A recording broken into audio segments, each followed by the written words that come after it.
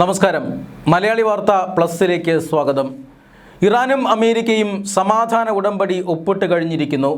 രണ്ട് പ്രതിനിധി സംഘങ്ങളും സ്വിറ്റ്സർലൻഡിൽ സമാധാന ചർച്ചകൾ നടത്തുകയാണ്. ആണവായുധം, ഹോർമൂസ് കടലിടുക്ക് എന്നീ വിഷയങ്ങളിൽ വിശദമായ ചർച്ചകൾ രണ്ട് രാജ്യങ്ങളും തമ്മിൽ നടത്തുന്നു. അടുത്തുള്ള 2 മാസക്കാലം കൊണ്ട് സമാധാനം ശാശ്വത സമാധാനത്തിലേക്ക് എത്തിക്കാൻ സാധിക്കുമെന്നാണ് അമേരിക്കയും ഇറാനും പ്രതീക്ഷിക്കുന്നത്. ഈ സമയത്ത് ഹോർമൂസ് കടലിടുക്കിൽ പ്രതിസന്ധി ഒഴിഞ്ഞുകിടന്നതായിരുന്നു. കപ്പലുകൾ ഹോർമൂസിലൂടെ നിർബാധം കടന്നുപോയി. എന്നാൽ കഴിഞ്ഞ ദിവസം ഒരു ചരക്ക് കപ്പലിന് നേരെ ഇറാൻ്റെ സൈന്യമായ IRGCയുടെ വെടിവയ്പുണ്ടായി. സിംഗപ്പൂർ പതാക വഹിച്ചിരുന്ന കപ്പലിന് നേരെയാണ് IRGC വെടിയുതിർത്തത്.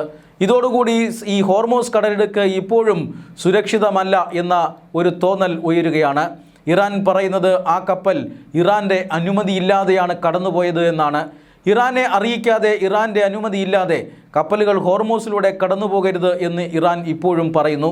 അതായത് ഹോർമൂസ് കടലിടുക്കുമായി ബന്ധപ്പെട്ട് ഇപ്പോഴും അമേരിക്കയും ഇറാനും തമ്മിൽ വലിയ തർക്കങ്ങളുണ്ട് എന്ന് സാരം. ഹോർമൂസ് കടലിടുക്ക് ഒരു രാജ്യത്തിൻ്റെയും സ്വന്തമല്ലെന്നും അത് അന്താരാഷ്ട്ര കടൽപ്പാതയാണെന്നും ഏത് കപ്പലുകൾക്കും അതുവഴി കടന്നു പോകാമെന്നുമാണ് അമേരിക്കയുടെ നിലപാട്. അങ്ങനെ ആ കടലിടുക്ക് ആരെങ്കിലും സ്വന്തമാക്കാൻ ശ്രമിച്ചാൽ അമേരിക്ക ഇടപെടുമെന്നും മുന്നറിയിപ്പ് നൽകുന്നുണ്ട്. എന്നാൽ ഹോർമൂസ് കടലിടുക്കിൻ്റെ അധികാരം തങ്ങൾക്കാണെന്നും അതുവഴി കടന്നു പോകണമെങ്കിൽ ഇറാനെ അറിയിക്കണമെന്നും ഇറാൻ അതിന് ടോൾ ചുമത്തുന്നുവെന്നുമൊക്കെയുള്ള ആരോപണങ്ങളുമുണ്ട്. കപ്പലുകൾക്ക് മേൽ വൻ തുക ടോൾ ചുമത്തിക്കൊണ്ടാണ് ഇറാൻ ഈ കപ്പലുകളെ ഇപ്പോഴും ഹോർമൂസ് കടലിടുക്ക് കടക്കാൻ അനുവദിക്കുന്നത്. നൂറുകണക്കിന് കപ്പലുകൾ ഇതിനോടൊപ്പം തന്നെ ഹോർമൂസ് കടലിടുക്ക് കടന്നിരിക്കുകയാണ്. ഈ സാഹചര്യത്തിലാണ് കഴിഞ്ഞ ദിവസം സിംഗപ്പൂർ പതാക വഹിച്ച കപ്പലിന് നേരെ IRGCയുടെ വെടിവയ്പുണ്ടാകുന്നത്. ഇതിനെതിരെ വലിയ പ്രതിഷേധം ഉയരുകയാണ്. കപ്പലുകൾക്ക് നേരെ അല്ലെങ്കിൽ വാണിജ്യ കപ്പലുകളെ ലക്ഷ്യം വെച്ച് നടത്തുന്ന ഇത്തരം ആക്രമണങ്ങൾ പ്രാകൃതമാണ് എന്ന് ഇന്ത്യ അടക്കമുള്ള രാജ്യങ്ങൾ പ്രതികരിച്ചിരുന്നു. എന്നാൽ ഇറാൻ മാത്രമല്ല, കഴിഞ്ഞ ആഴ്ച അമേരിക്കയും ഇത്തരത്തിലുള്ള ആക്രമണങ്ങൾ നടത്തിയിരുന്നു. അമേരിക്ക പ്രഖ്യാപിച്ച ഉപരോധം മറികടന്ന് ചെന്ന കപ്പലുകൾക്ക് നേരെയായിരുന്നു ആക്രമണം. അതിൽ 3 ഇന്ത്യൻ നാവികർ കൊല്ലപ്പെടുകയും ഒക്കെ ചെയ്തിരുന്നു. ഇന്ത്യ ശക്തമായ പ്രതിഷേധം അമേരിക്കയെ ഈ കാര്യത്തിൽ അറിയിച്ചിരുന്നതാണ്. ഈ സാഹചര്യത്തിലാണ് ഇറാൻ്റെ ഭാഗത്തു നിന്നും ഇപ്പോൾ ചരക്ക് കപ്പലിന് നേരെ വെടിവയ്പുണ്ടാകുന്നത്. എന്നാൽ ഇറാൻ്റെ സൈന്യമായ IRGCയെ പ്രകോപിപ്പിച്ചത് എന്താണ്? കപ്പലുകൾ നിർബാധം ഹോർമൂസിലൂടെ കടന്നു പോകുന്നുണ്ടെങ്കിലും ആ കപ്പലുകളെല്ലാം തന്നെ ഇറാനെ അറിയിച്ച ശേഷമാണ് കടന്നു പോകുന്നത്. ഇറാന് വൻ തുക ടോൾ കൊടുക്കേണ്ടിയും വരുന്നു. അതുകൊണ്ട് തന്നെ അമേരിക്ക പുതിയൊരു കപ്പൽ പാത ഈ ഹോർമൂസ് കടലിടുക്കിൽ തുറക്കാൻ ഒമാനെ നിർബന്ധിച്ചു വരികയായിരുന്നു. ഒമാനും ഇറാനും തമ്മിൽ ചില ബന്ധങ്ങൾ ഉള്ളത് കാരണം അമേരിക്കയുടെ വാക്കുകൾ ഇതുവരെ ഒമാൻ ചെവിക്കൊണ്ടിരുന്നില്ല. എന്നാൽ സമ്മർദ്ദങ്ങൾക്ക് വഴങ്ങി കഴിഞ്ഞ ദിവസം ഒമാൻ സമാന്തരമായി മറ്റൊരു കപ്പൽ പാത ഒരുക്കി. അതും ഹോർമൂസ് കടലിടുക്കിലൂടെ തന്നെയായിരുന്നു. ഹോർമൂസ് കടലിടുക്കിൻ്റെ ഇരുവശത്തും 2 രാജ്യങ്ങളാണ്. ഒന്ന് ഇറാനും മറുഭാഗത്ത് ഒമാനും. അതായത് ഈ കടലിടുക്കിൽ 2 രാജ്യങ്ങൾക്കും അങ്ങനെ വേണമെങ്കിൽ തുല്യാവകാശമുണ്ട്. പക്ഷേ ഒമാന് ഏതെങ്കിലും തരത്തിലുള്ള അവകാശം നൽകാൻ ഇറാൻ ഒരുക്കമല്ല. അങ്ങനെയാണ് ഒമാൻ കഴിഞ്ഞ ദിവസം അതീവ രഹസ്യമായി കപ്പൽ പാത ഒരുക്കിയത്. ആ കപ്പൽ പാതയിലൂടെയാണ് ചില കപ്പലുകൾ ഇപ്പോൾ കടന്നു പോകുന്നത്. അങ്ങനെ ഒരു കപ്പലാണ് കഴിഞ്ഞ ദിവസം സിംഗപ്പൂർ പതാക വഹിച്ച് കടന്നുപോയത്. ഇതാണ് ഇറാനെ ചൊടിപ്പിച്ചതും ആക്രമണത്തിന് പ്രകോപനമായി മാറിയതും. IRGC കണ്ണുമടച്ച് കപ്പലിന് നേരെ വെടിവെക്കുകയായിരുന്നു. ഇതോടെ ഹോർമൂസ് കടലിടുക്ക് വീണ്ടും അശാന്തമായി. ഇക്കാര്യത്തിൽ അമേരിക്കയും ഇറാനും ഉടൻ തന്നെ നിലപാടുകളിൽ എത്തിച്ചേരണമെന്ന് ഇപ്പോൾ തന്നെ വിവിധ രാജ്യങ്ങൾ ആവശ്യപ്പെടുന്നുണ്ട്. ചൈനയും റഷ്യയുമെല്ലാം ഹോർമൂസ് കടലിടുക്കിലൂടെയുള്ള സ്വതന്ത്രമായ കപ്പൽ ഗതാഗതം അനുവദിക്കണമെന്ന് ആഗ്രഹിക്കുന്ന രാജ്യങ്ങളാണ്. എന്നാൽ ഇറാൻ അതിൽ വലിയ അവകാശവാദം ഉന്നയിക്കുന്നു.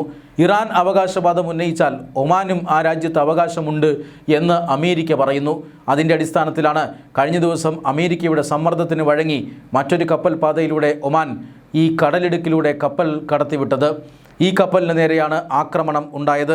എന്തായാലും ഈ ആക്രമണം താൽക്കാലികമായിട്ടാണെങ്കിലും ഇപ്പോൾ ഒരു ചെറിയ പ്രതിസന്ധി ഹോർമൂസ് കടലിടുക്കിൽ ഉണ്ടാക്കിയിട്ടുണ്ട്. എണ്ണവില ഏറ്റവും താഴ്ന്ന നിലയിലാണ്. അന്താരാഷ്ട്ര എണ്ണവില ഏതാണ്ട് ബാരലിന് $74 മാത്രമാണ്. കഴിഞ്ഞ ദിവസം ഉണ്ടായ ഈ ഒരു ആക്രമണത്തിന് തൊട്ടുപിന്നാലെ എണ്ണവിലയിൽ 2% വർധനവ് ഏർപ്പെടുത്തിയിട്ടുണ്ട്. അതായത് എണ്ണവില ഇപ്പോഴും കുറഞ്ഞും കൂടിയും ഇരിക്കുന്നു. ശാശ്വതമായ ഒരു നിലയിലേക്ക് എണ്ണവില എത്തിയിട്ടില്ല.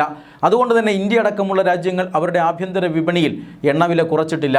പക്ഷേ ഗ്യാസിൻ്റെതടക്കമുള്ള നിയന്ത്രണങ്ങൾ നീക്കിയിട്ടുണ്ട്.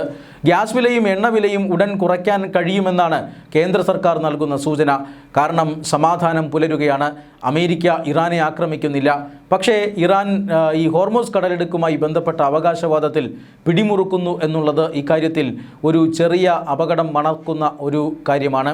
അതായത് ഹോർമൂസ് കടലിടുക്കിലും ആണവായുധങ്ങളുടെ കാര്യത്തിലും ഇറാൻ ഇപ്പോഴും കടുംപിടുത്തം തുടരുന്നു എന്ന് തന്നെയാണ് ഇത് നൽകുന്ന സൂചന. മറ്റൊരു പ്രധാനപ്പെട്ട ആശങ്ക എന്ന് പറയുന്നത് ഇസ്രായേലാണ്. ഇസ്രായേൽ ഈ സമാധാന ഉടമ്പടിയെ ഗൗനിക്കാതെ ലെബനോണിൽ ആക്രമണങ്ങൾ നടത്തിക്കൊണ്ടേയിരിക്കുന്നു. ലെബനോണിൽ ആക്രമണം നടത്തരുതെന്നും ലെബനോണിൽ ഈ വെടിനിർത്തൽ പ്രഖ്യാപിക്കണമെന്നും ഇറാൻ ഈ സമാധാന കരാർ ഒപ്പിടുന്നതിന് മുമ്പ് ആവശ്യപ്പെട്ടിരുന്നു. അതുകൂടി ഇറാനെ ബോധ്യപ്പെടുത്തിക്കൊണ്ടാണ് സമാധാന കരാറിൽ ഒപ്പുവെച്ചത്. പക്ഷേ ഈ ലെബനോണിനെതിരെ ഇസ്രായേൽ ഇപ്പോഴും ആക്രമണം നടത്തിക്കൊണ്ടിരിക്കുന്നു. കഴിഞ്ഞ ദിവസവും ശക്തമായ ആക്രമണം നടത്തി. ലെബനോണിലെ ഹിസ്ബുള്ളയ്ക്കെതിരെയാണ് ആക്രമണം നടത്തുന്നത് എന്നാണ് ഇസ്രായേലിൻ്റെ വാദം. പക്ഷേ തങ്ങളുടെ സഖ്യകക്ഷികൾക്കെതിരായിട്ടുള്ള ആക്രമണം നിർത്തണമെന്ന് ഇറാൻ ഇപ്പോൾ അമേരിക്കയോട് ആവശ്യപ്പെട്ടുകൊണ്ടിരിക്കുന്നു. അമേരിക്ക പറയുന്നത് കേൾക്കാൻ ഇസ്രായേൽ തയ്യാറല്ല.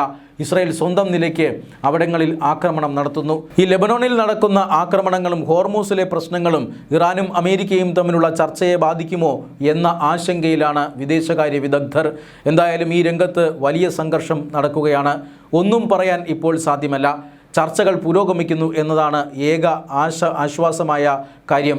ആ സമയത്തും ഇത്തരത്തിലുള്ള അപകടകരമായ കാര്യങ്ങൾ സംഭവിക്കുന്നു എന്നുള്ളത് ലോകത്തെ നടുക്കുന്ന അല്ലെങ്കിൽ ലോകത്തെ ആശങ്കയിലാക്കുന്ന ഒരു കാര്യം തന്നെയാണ്. മലയാളി വാർത്ത plus, like, share and subscribe.